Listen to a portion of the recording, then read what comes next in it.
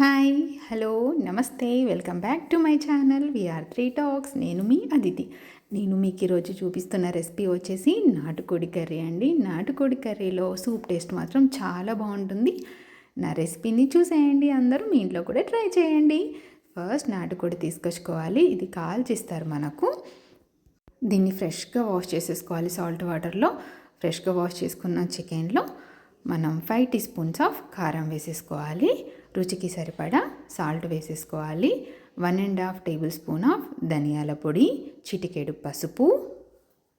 మనకు ఇందులో gravy form అవ్వాలి కాబట్టి మనం కర్డ్ తీసేసుకోండి.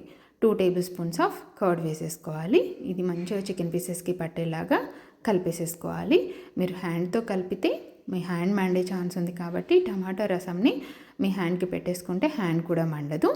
ఇలా మంచిగా కలిపి పెట్టేసుకున్న తర్వాత మూత పెట్టేసి 10 నిమిషాలు పక్కన పెట్టేయండి.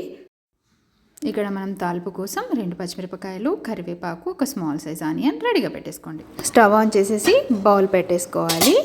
ఇప్పుడు ఫ్రెష్గా చూడండి పుదీనా వచ్చేసింది. 3 టేబుల్ స్పూన్స్ ఆఫ్ ఆయిల్ వేసేసుకోవాలి. బౌల్లో ఆయిల్ మంచిగా వేగిన తర్వాత 1/2 టేబుల్ స్పూన్ ఆఫ్ జీలకర్ర, 1/2 టేబుల్ స్పూన్ ఆఫ్ షాజీరా వేసుకోవాలి. ఒక బిర్యానీ ఆకు మంచిగా ఫ్రై చేసేసుకోవాలి. 2 పచ్చిమిరపకాయలు నిలువుగా కట్ చేసేసి వేసేసుకోండి. ఒక రెమ్మ కరివేపాకు, స్మాల్ సైజ్ ఆనియన్ని సన్నగా తరిగి వేసేసుకోవాలి. ఈ ఆనియన్ ఫ్రై అవుతున్నప్పుడు మనం పుదీనాని వాటర్లో మంచిగా వేసి ఫ్రెష్గా వాష్ చేసేసుకోవాలి. ఫ్రెష్గా వాష్ చేసుకున్న పుదీనాని మనం ఆనియన్ వేగిన తర్వాత వేసేసుకోండి. ఇది వేగుతూ ఉన్నప్పుడు కొద్దిగా బండ పువ్వు వేసుకోండి. బండ పువ్వు తాలింపులో వేస్తే టేస్ట్ బాగుంటుందండి, అందుకే కొద్దిగా వేసేసుకోండి. వేసుకున్న తర్వాత మనం ఆల్రెడీ చికెన్ని మ్యారినేట్ చేసి పెట్టుకున్నాం కదా, మ్యారినేట్ పెట్టుకున్న చికెన్ని వేసేసుకోవాలి. వేసేసుకున్న తర్వాత ఆయిల్లో బాగా దీన్ని మిక్స్ చేసేసి ఒక 10 మినిట్స్ మీడియం ఫ్లేమ్లో పెట్టేసుకోండి. పెట్టేసుకున్న తర్వాత వేరే బౌల్లో ఇంకొక సైడ్ మనం మసాలా ప్రిపేర్ చేసేసుకోవాలి కదా. ఇటు కుక్ అవుతున్నప్పుడే అటు మసాలా ప్రిపేర్ చేసుకుంటే కూడా మన టైం కూడా వేస్ట్ అవ్వదు కదా. అందుకే మళ్ళీ నాటు సూప్ టేస్ట్ చాలా బాగుంటుంది కాబట్టి మనం మసాలా ప్రిపేర్ చేసేసుకుందాం. ఫస్ట్ మనకు మసాలాకి 3 ఆనియన్స్ కావాలండి, మీడియం సైజ్వి. ఇక్కడ బౌల్ పెట్టేసుకొని బౌల్లో 1/2 టేబుల్ స్పూన్ ఆఫ్ ఆయిల్ వేసేసుకోవాలి. ఆయిల్ వేగిన తర్వాత ఒక 12 నుంచి 15 వెల్లుల్లి రిబ్బలు వేసేసుకోవాలి. వెల్లుల్లి వేయాక మనం 3 మీడియం సైజ్ ఆనియన్స్ ఉన్నాయి కదా, అవి కట్ చేసి పెట్టేసుకోవాలి. కట్ చేసి పెట్టుకొని ఉన్న ఆనియన్స్ని ఇందులో వేసేసుకోవాలి. వేసేసి ఇవి మంచిగా ఆయిల్లో వేగిపియాలి. ఈ వేగుతూ ఉన్నప్పుడు ఒకసారి చికెన్ని చూసేయండి. చికెన్లో నుంచి వాటర్ మొత్తం రిలీజ్ అయిపోతున్నాయి.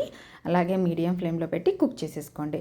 ఇక్కడ ఆనియన్ వేగిన తర్వాత 3 లవంగాలు, ఒక యాలకు, చిన్న ముక్క దాల్చిన చెక్క వేసేసుకోండి. మసాలా దినుసులన్నీ ఇక్కడ వేసేసుకోవాలి. కొద్దిగా బండ పువ్వు ఆల్రెడీ తాలింపులో వేసేసాం కాబట్టి అది చూసుకొని ఇంకో కొద్దిగా ఇక్కడ యాడ్ చేయండి. చిన్న జాజికాయ, చిన్న ముక్క జాపత్రి. ఎక్కువ వేసేసుకుంటే ఘాట్ ఎక్కువ వస్తుంది, అందుకే కొద్దిగానే వేసేసుకోవాలి. ఇప్పుడు మీ ఇంట్లో జీలకర్ర పొడి ఉంటే జీలకర్ర పొడి డైరెక్ట్గా వేసేసుకోండి. లేని వాళ్ళు నాలాగా 1/2 టీ స్పూన్ ఆఫ్ జీలకర్రని వేసేసుకోవాలి. ఇవన్నీ మంచిగా వేగిపోతాయి. ఇక్కడ మళ్ళీ చికెన్ని చూసేయండి. చికెన్లో నుంచి మొత్తం వాటర్ ఎవాపరేట్ అయిపోయాయి. ఇప్పుడు ఇక్కడ ఇది చల్లారిపోతుంది కదా, ఈ మసాలా మొత్తాన్ని మిక్సీలో వేసేసుకోవాలి. ఇక్కడ 5 కాజులు వేసేసుకున్నాను. నేను ఇందులో కోకోనట్ పౌడర్ వేసానండి, అది నేను స్కిప్పింగ్ అనేది వీడియో మిస్ అయిపోయింది, సారీ ఏమనుకోకండి. 2 టీ స్పూన్స్ ఆఫ్ కొబ్బరి పొడి ఆయిల్లోనే వేసేసుకోవాలి. ఇది మొత్తం మిక్సీ పట్టిన మిశ్రమాన్ని ఈ వాటర్ అంతా ఎవాపరేట్ అయిన తర్వాత ఈ చికెన్లో వేసేసుకోండి. వేసేసుకొని మంచిగా ఈ పీసెస్కి మసాలా పట్టేలాగా కలిపేసేసుకోవాలి. కలుపుకున్న తర్వాత ఇప్పుడు లో ఫ్లేమ్లో పెట్టి మొత్తానికి సిమ్లో పెట్టేసి 10 మినిట్స్ ఉడికించండి.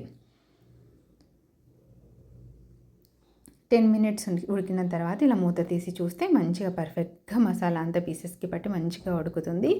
ఇప్పుడు ఇందులో మనం వాటర్ వేసేసుకోవాలి. ఆల్రెడీ మిక్సీ పట్టిన బౌల్ ఉంది కదా, అందులోనే వాటర్ వేసేసుకున్నాను. ఇంకొక 1 గ్లాస్ ఆఫ్ వాటర్ మళ్ళీ వేసుకున్నాను. పీసెస్ మునిగేలాగా వాటర్ వేసుకుంటే సరిపోతుంది. మీకు పర్ఫెక్ట్ కొలత అంటే అదేనండి. నేనైతే 1.5 గ్లాస్ ఆఫ్ వాటర్ వేసేసుకున్నాను. హై ఫ్లేమ్లో 10 మినిట్స్ పెట్టి సూప్ అంతా ఇలా మరుగుతూ ఉంటుంది. ఆ టైంలో కొత్తిమీర వేసేసుకోవాలి. వేసుకున్న తర్వాత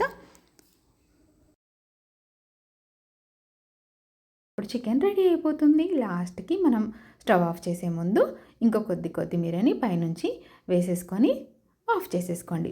వేడిగా నాటుకోడి కర్రీ రెడీ అయిపోతుంది. ఇప్పుడు మన ఫ్యామిలీ అందరు ఈ రెసిపీని చేసేసుకొని ఎంజాయ్ చేసేయండి. నేను మాత్రం నాటుకోడి కర్రీకి చపాతీ అండ్ రైస్ 2 కాంబినేషన్లలో మేము ట్రై చేసాము. మీరు కూడా మీకు నచ్చిన కాంబినేషన్తో నేను చెప్పిన ఈ రెసిపీని ట్రై చేయండి. మీ ఫ్యామిలీ అంతా ఈ టేస్ట్ని ఆస్వాదించండి. మా ఛానల్ని లైక్ చేయండి, సబ్స్క్రైబ్ చేసుకోండి. We are 3 talks. బాయ్. ఇలాంటి మంచి రెసిపీస్తో మీ ముందుకు వస్తాను. బాయ్.